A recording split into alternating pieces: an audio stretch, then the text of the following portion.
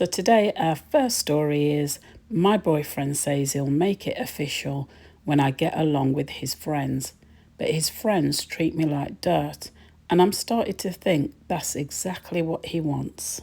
Hi Aunt Jay, I'm Lucy, and I need your perspective because I'm starting to feel like I'm losing my mind.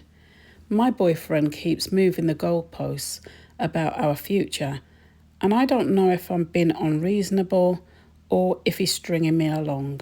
So I've been with Mark for about a year and a half now, and on the surface things look fine. We moved in together after about 8 months, and we get along brilliantly when it's just the two of us. We've talked about marriage and kids one day. But whenever we try to have a serious conversation about our future, he just gives me the same excuse. I just need to click with his friends first. Now, his friends have known each other since school days. They're really close, and I get that their opinions matter to him. But the way they treat me is just awful. From the very first time I met them, they made me feel unwelcome. Barely a hi, no effort made to include me. I tried to join in the conversation, but they just carry on like I hadn't even spoken. I told myself they were just protective. Maybe it would get better. But instead of it getting better, the dig started. Comments about my clothes, about my job, even the way I speak. Always with a laugh at the end. So if I reacted, it looks like I can't take a joke.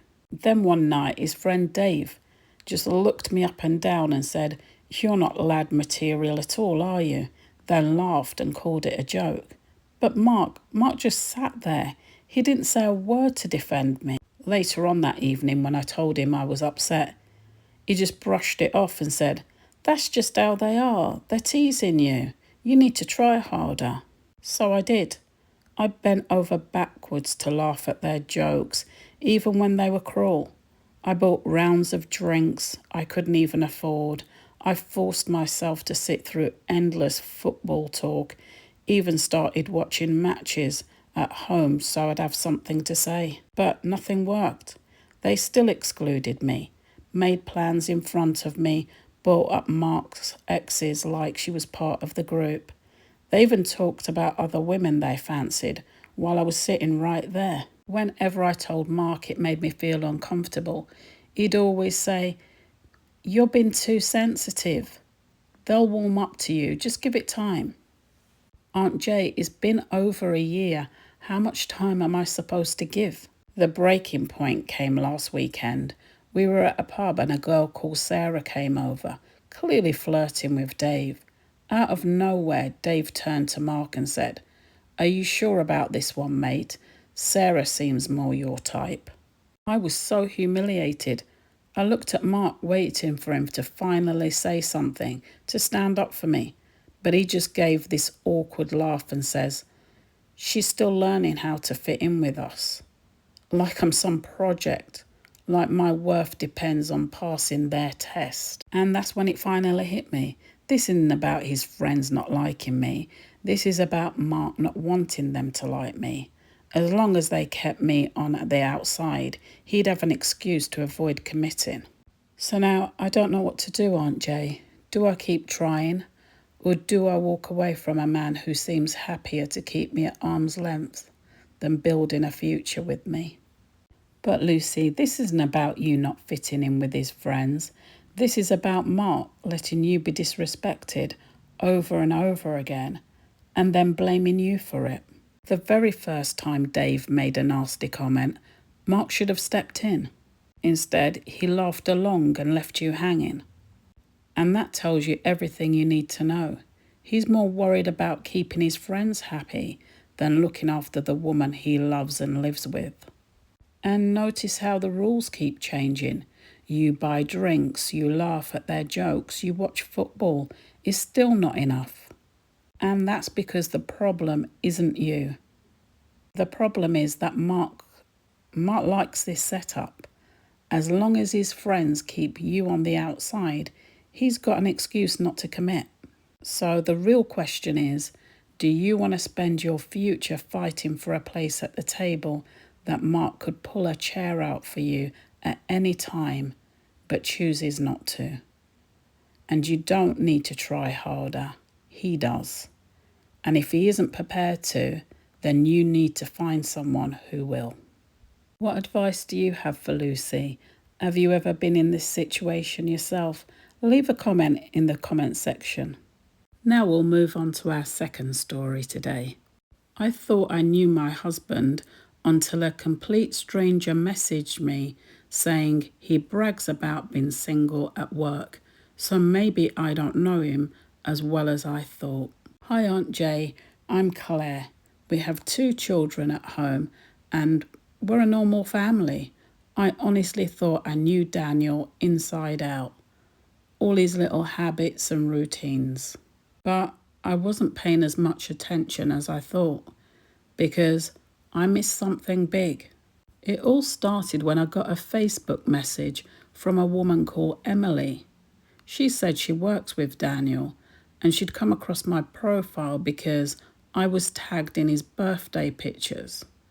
That's when she realised something was off. Emily wrote, I don't know if you're aware, but Daniel says he's single. Even tells stories about his dating life, the bad dates, the funny ones, the woman who won't leave him alone. People in the office joke that his dating disasters are better than Netflix. We often tease him about it and offer to set him up with our friends. That's why I was so shocked to see you and the kids on Facebook. I thought you should know. Well, when I read that message, Aunt Jay, my stomach just flipped. I sat staring at the screen for ages, reading it over and over again. My husband, the father of my children. He'd built this whole version of himself at work. He was the funny single guy with dating stories. And then at home he was the husband and dad. That night I asked him straight out, Daniel, why are your colleagues saying that you're single? Why are they joking about your dating life? He went red immediately. His first words weren't even to deny it. He just snapped. Who's been sticking their nose into my business? I pushed him further. Do people at work even know you're married? Do they know you've got kids? He just shrugged and said, I don't mix work with my personal life. It's none of their business. But Aunt Jay, that's just not true. There's a big difference between being private and lying so much that people are offering to set you up on dates. After that night, I started to watch him more closely, and I noticed that every weekday morning before he left work, he'd slip his wedding ring off and put it in the drawer by our bed. At weekends and family gatherings, the ring was back on, like nothing was wrong. And I just couldn't get Emily's words out of my head. So one evening while he was in the shower, I picked up his phone. I was bracing myself to see dating apps and secret messages, but there was nothing. No Tinder, no Bumble, no late night chats with other women. No names in his phone book that were unusual. I was so relieved. At least it didn't look like he was actually cheating. But then I just felt confused. If he isn't on dating sites, then why does he need to pretend like he's single? What's he getting out of these lies? Is it just attention, a way to feel young again? Does he like being the centre of office gossip? I just can't stop turning it over in my mind, because while I'm here cooking dinners and helping with homework, paying the bills, Daniel's at work telling stories like none of this exists, like the kids are invisible and so am I. And I just don't know what to make of this, Aunt Jay. It's not quite cheating, but it feels like betrayal. I feel humiliated. Do I confront him harder? Do I tell his colleagues the truth? Or do I just walk away from a man who seems happier pretending he's single than admitting that he has a family? Well, Claire, this is a difficult one because what Daniel's doing isn't physically cheating, but it's still dishonest. The thing that stands out for me is the effort he's putting into maintaining this lie. Taking off his wedding ring every day, spinning dating stories, keeping up with that image every single day at work. That's not just privacy, that's a performance. And the question you're left with is why? It could be attention or wanting to feel like he's still desirable. Some men do like the ego boost of being seen as single. But the problem is he bought that boost at the cost of your dignity. You can't be at home holding the family together while he's out pretending you and the kids don't exist. You've already seen that he's defensive, so the real choice is, what do you need?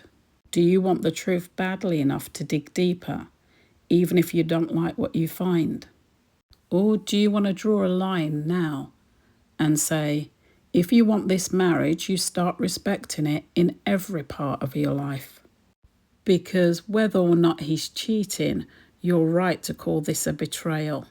A marriage doesn't work if one partner gets to live two separate lives. Well, those are my thoughts. Let me know in the comment section why you think he might be pretending to be single. Have you ever found yourselves in any of these situations? And what advice do you have for our two stories today? How would you deal with them? Let me know in the comments section. Let's keep the conversation going. Thanks for watching and subscribe for more true stories like this. I post every single week. But until next time, guard your heart and protect your peace.